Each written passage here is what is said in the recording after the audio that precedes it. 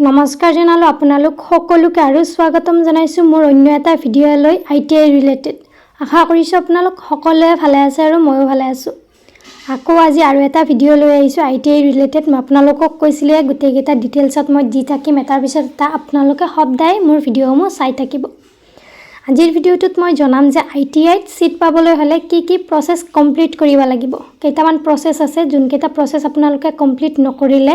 ITI seat নাপাব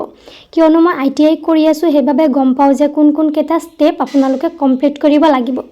আজিৰ ভিডিঅ'টোত মই আপোনালোকক স্টেপ কেইটা জনাই দিম যে কোন কেইটা স্টেপ আপোনালোকে কমপ্লিট কৰিব লাগিব বলক পিছে দেৰি নকৰি আজিৰ ভিডিঅ'টো আৰম্ভ কৰো আৰু ভিডিঅ'টো আৰম্ভ কৰাৰ আগতে জনাই দিও যোনে মোৰ চেনেলত নতুনকৈ ভিজিট কৰিছে তেওঁলোকে যাতে মোৰ চেনেলটো সাবস্ক্ৰাইব কৰি লয় আৰু কাষত থকা বেল আইকনটো প্ৰেছ কৰি লয় যাতে মই যেতিয়াই নতুন ভিডিঅ'সমূহ আপলোড কৰো আপোনালোকে নটিফিকেশনসমূহ পাই যায় বলক পিছে আজিৰ ভিডিঅ'টো আৰম্ভ কৰো এইখন হল আপোনালোকৰ ITI ৰ ফালৰ পৰা জাৰি কৰা এখন নোটিস যত লিখা আছে Assam ITI Admission 2024 ইয়াতে ITI ৰ এডমিশন প্ৰসেছসমূহ গোটেইখিনি ভালদৰে লিখা আছে সৰ্বপ্ৰথমে আছে admission process to various ITIs of Assam involves following stages অৰ্থাৎ এইকেইটা স্টেজেস আপোনালোকে ফলো কৰিব লাগিব ITI এডমিশন পাবলৈ হলে first স্টেপটো hall After registration, all the candidates will have to report at their nearest government ITI, along with their all original documents, certificate, etc. Registration কৰাৰ পিছত সকলো ষ্টুডেণ্টে নিজৰ ওচৰত থকা সৰকাৰী ITI ইনষ্টিটিউটত যাই ৰিপোৰ্ট দি আহিব লাগিব অৰ্থাৎ ডকুমেন্ট ভেৰিফিকেশন কৰিব লাগিব within the scheduled date and time for verification of their registration particulars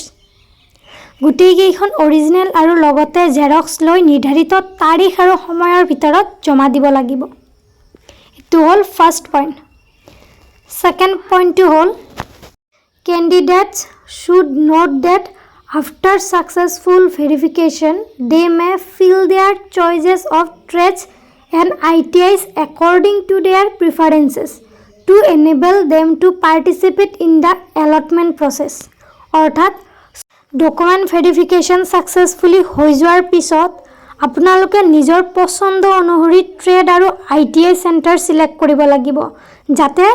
নিজৰ এডমিশনৰ বাবে এলটেড হ'ব পাৰে এটো হল সেকেন্ড পইণ্ট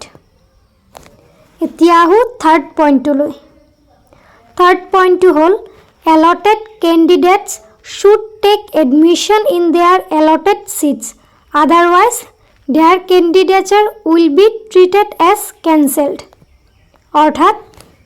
সিট পোৱা ষ্টুডেণ্টে নিজৰ allotted সিটত নাম ভৰ্তি কৰিব লাগিব নহলে তেওঁলোকক বাতিল বুলি গণ্য কৰা হ'ব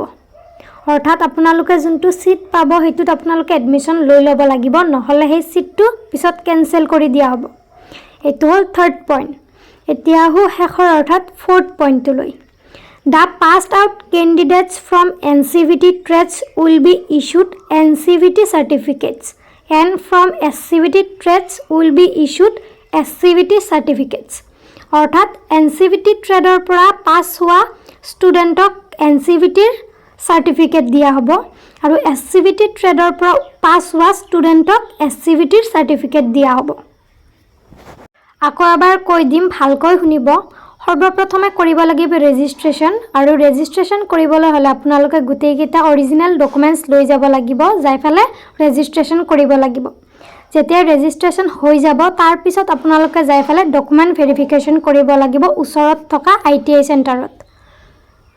ডকুমেন্ট ভেৰিফিকেশন কমপ্লিট হৈ যোৱাৰ পিছত আপোনালোকে চইচ ফিলিং কৰিব লাগিব নিজৰ ট্ৰেড আৰু ITI চেণ্টাৰ বাছিবলৈ চয়েস ফিলিং মানে হল আপোনালোকৰ অনলাইন কাউন্সেলিংত আপোনালোকে নিজৰ পছন্দৰ ট্ৰেড আৰু ITI চেণ্টাৰ সিলেক্ট কৰিব লাগিব এটো হল নেক্সট স্টেপ এটো হৈ যোৱাৰ পিছত আপোনালোকৰ ফাৰ্স্ট ৰাউণ্ডৰ ৰিজাল্ট ওলাব অৰ্থাৎ ৰাউণ্ড 1ত মেৰিট লিষ্ট ওলাব আপোনালোকৰ যদি তাতে নাম থাকে তেনেহলে যাইফালে এডমিশন ল'ব লাগিব আৰু ফাৰ্স্ট ৰাউণ্ডত নাম নাহিলে টেনচন নলব পিছত আৰু second round third round fourth ৰাউণ্ডো ওলাই আপোনালোকে নিজৰ ৰিজাল্টসমূহ চেক কৰি থাকিব এই গোটেইকেইটা স্টেপ আপোনালোকে কমপ্লিট কৰিব লাগিব first step hall registration Second step hol document verification and third step hol আপোনালোকৰ ট্ৰেড এণ্ড ITI সিলেক্ট কৰা অৰ্থাৎ অনলাইন কাউন্সেলিং এইকেইটা কমপ্লিট কৰিলে আপোনালোকে ITIত এডমিশন পাই যাব গোটেইকেইটা ষ্টেপৰ কাৰণে আপোনালোকৰ সময়সীমা নিৰ্ধাৰণ কৰা থাকিব সেই সময়সীমাৰ ভিতৰত যাই ফেলে আপোনালোকে গোটেইকেইটা প্ৰসেস কমপ্লিট কৰিব লাগিব আৰু কেতিয়া আপোনালোকৰ কি কৰিব লাগিব সেইকেইটা মই ভিডিঅ'ৰ জৰিয়তে জনাই থাকিম আপোনালোকে সদায় মোৰ ভিডিঅ'সমূহ চাই থাকিব বৰ্তমান আপোনালোকৰ এপ্লাই চলি আছে জুনে জুনে কৰা নাই যাই ফেলে কৰি লওক লাষ্ট ডেট হল 14 জুনৰ আগতে আপোনালোকে এপ্লাইটো কৰি ল'ব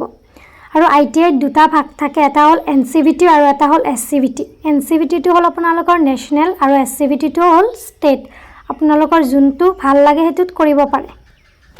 বাট মই আপোনালোকক প্ৰিফাৰ কৰিম আপোনালোকে যাতে NCVT টা কৰে কাৰণ NCVT কৰিলে অতি সোনকালে এক্সামো হৈ যায় আৰু আপোনালোকৰ সাৰ্টিফিকেটটো পাই যাব SCVT ত কৰিলে অকমান লেট হয় এক্সাম হওঁতেও আৰু সাৰ্টিফিকেটটো দিওঁতেও